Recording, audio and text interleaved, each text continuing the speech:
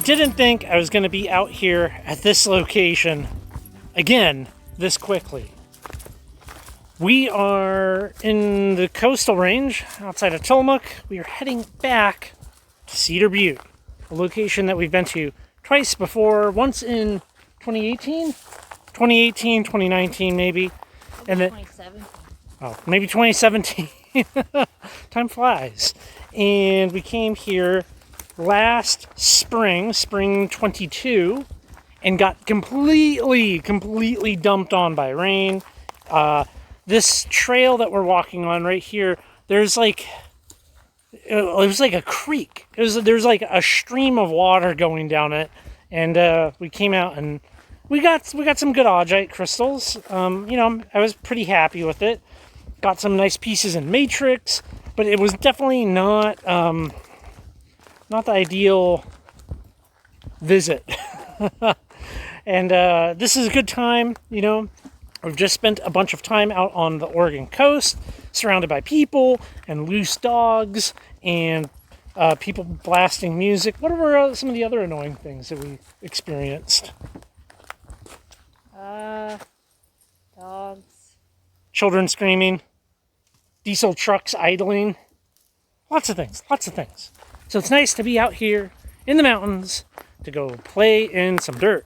So, if you didn't see the other video, very easy trail to walk in, very pretty in here, and yeah, there's a big hillside of welded tuff, and you can get Augite crystals out of it, but also they just kind of erode down the hill, and I believe in this past week, it being the end of May, it did rain, so, you know, there should be just some good surface pickings as well.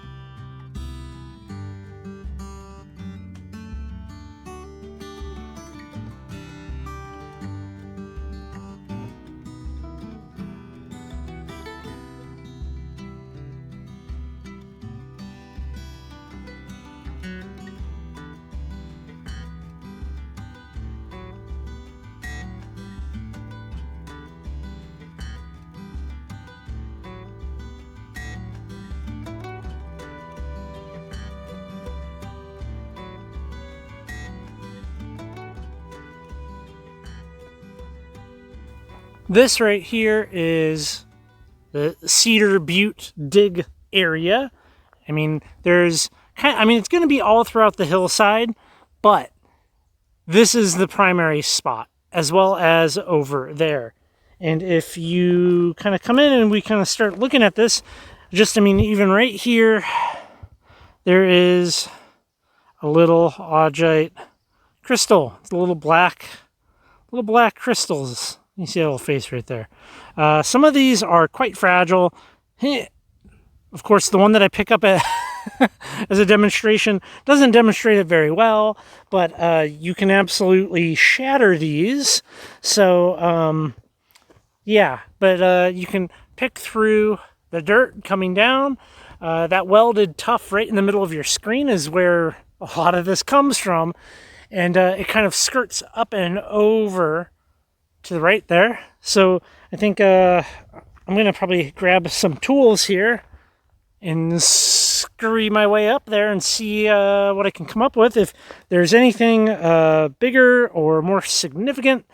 Did you already find some, Sarah? Yeah, so you can see here in the matrix that welded tuff and some of those black crystals. Before, I was like too sketched out to, well, look at this one that threw at my feet.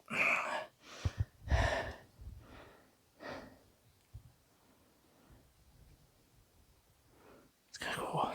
Before, I was too sketched out when it was raining to really get up high. And now this is like a different level of sketchy. It's like walking on ball bearings going up. Holding the camera perfectly level right here. I kind of already don't feel like checking that after coming all the way up. Like, it's very sketchy to do this. One of the reasons I'm here doing this now was so many people messaged me and left comments being like, oh, the best stuff is up at the top. But now that I'm up here, I'm like, no. Like, all this stuff is just eroding down. Like, these exact rocks are definitely at the bottom. So, you know, maybe not the best thing. You're probably much better off picking through what's at the bottom than coming up here and working.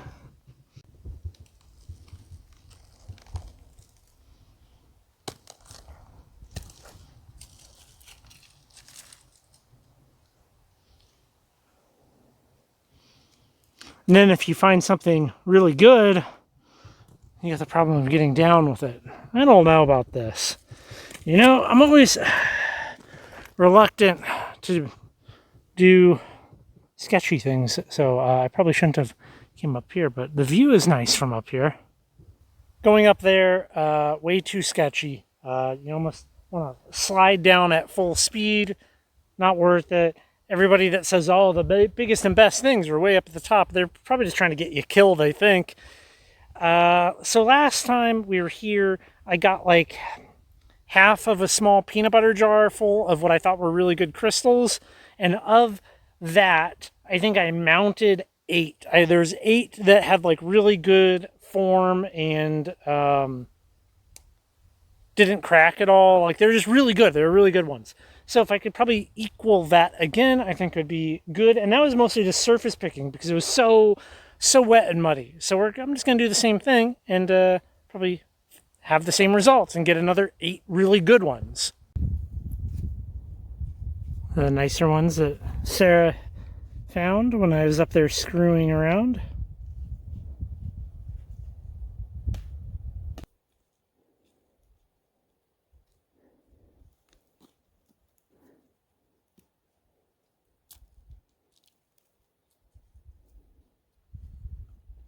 I had pretty good luck last time with getting some matrix pieces that were kind of black, just like this, and breaking them up carefully back at the house. So I'll probably do that again as well. Just like pick up a small assortment of these, because like right there you can see we got the crystals in the matrix. Sleepy dog.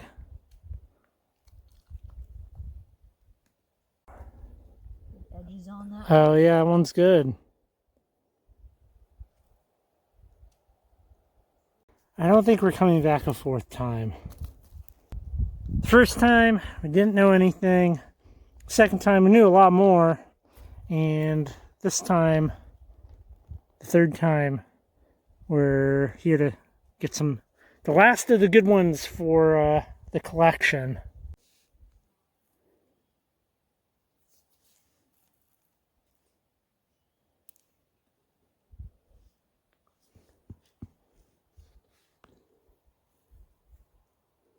Oh, that one's really good. That.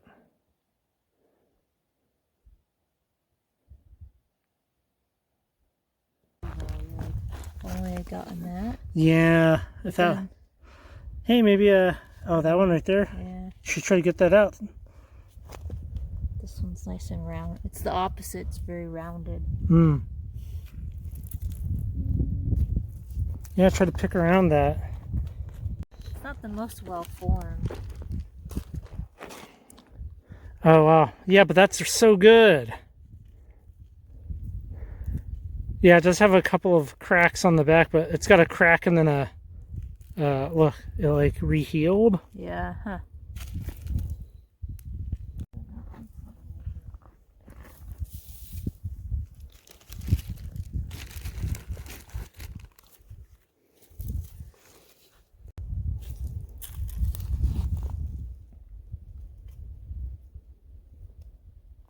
These might be really kind of little, but they're really quite nice, especially when you clean them up and you start to see like little fractures that have rehealed, twinning. I found a bunch of interesting ones, and there's photos up on the website for the listing for this location.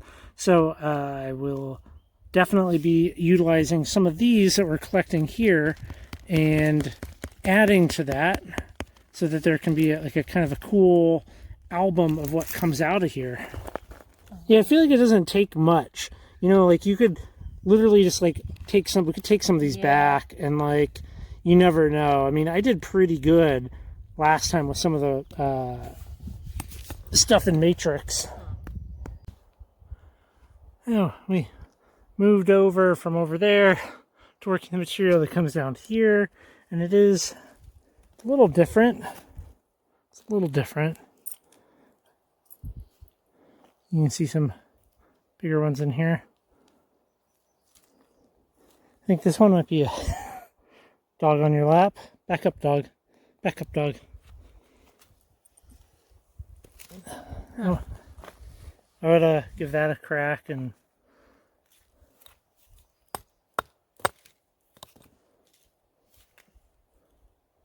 there's some decent ones on the outside of it.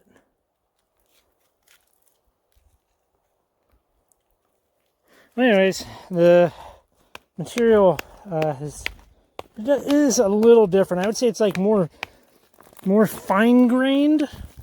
Is that a fair way of putting it, Sarah? Fine-grained? It's harder. Yeah, I guess it's finer. Definitely more bugs in my face. Get that piece right there. I think that's really good. Getting it out is a whole other thing, though. Yeah. I might just take that one because of that one piece. If that was good, that would be good. Let me see it. It's hard to see. It's small enough you could take it home. Yeah. Or at least take it back to the car and do some evening chiseling, which that could be fun too. It's like a whirlwind of bugs. So we're ending with our little tiny pail, little bag of some bigger ones, some pretty good stuff, I think. I'm pretty happy with that. That will be nice to add to what I already have, and we can go through that, and I'll never ever climb up that ever again. I thought I would talk a little bit about this thing real quick, because I get often asked where we camp. So somebody recently asked me if we go to a hotel every night, and we definitely don't go to a hotel every night. That is outside of the currently rockhounding budget, but we can sleep on top of our car. So that is a rooftop tent for this, and a ladder, and I like this in that it everything packs in here. So like, you know, foam bedding and pillows and sleeping bags, and you can just shut it, right? Which is super nice that you just shut it. You zip everything closed inside it.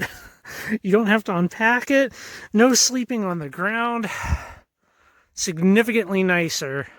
If we look at this place here, this is all like lumpy, bumpy, undulating impossibleness. Like there's a 0% chance that you're going to camp with a tent in a place like this.